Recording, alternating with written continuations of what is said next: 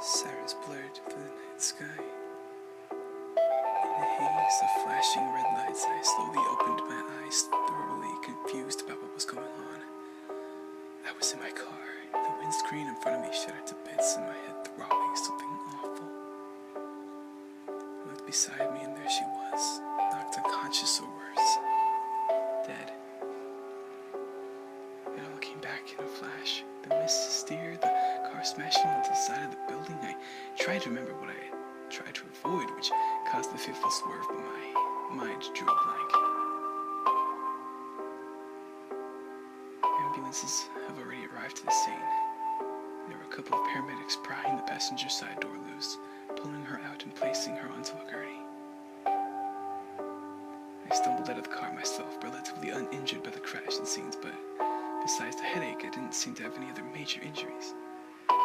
She was rushed into a nearby ambulance in a haze of frantic EMT activity and general medical mumbo-jumbo. I tried to overhear what her situation was, but I couldn't make out any words clearly, and I realized my ears were ringing, probably part of the headache.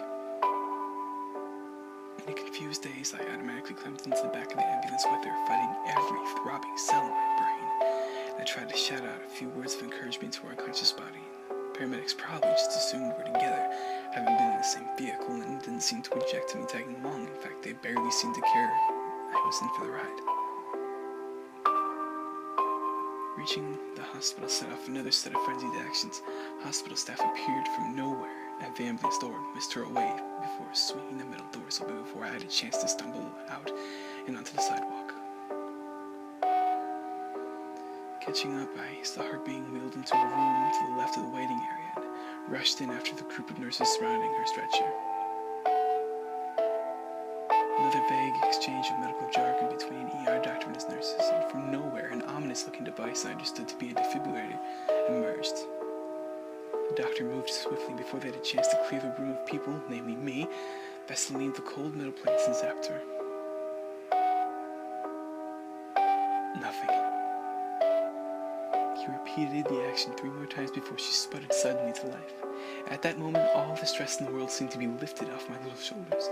She was alive, and at this time, I was more or less sure she would have been... But there was always that little voice talking to me in the back of my head saying, "She's gone." She opened her eyes slowly amidst the hacking and coughing, and eventually met my relief-dressed gaze. In that moment, my feeling of euphoria vanished. Something about the way she looked at me broke my heart. Why? I didn't know. A single tear escaped her eye and rolled down her cheek. And that's when the doctor turned and walked right through me.